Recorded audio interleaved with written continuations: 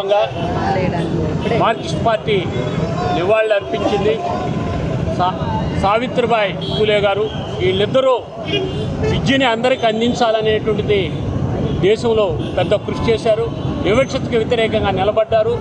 అనేక మంది వాళ్ళ మీద దాడులు చేసినా కానీ విద్యను అందించాలనేటువంటి ఉద్దేశంతో అనేక దాంట్లో ఉన్నారు.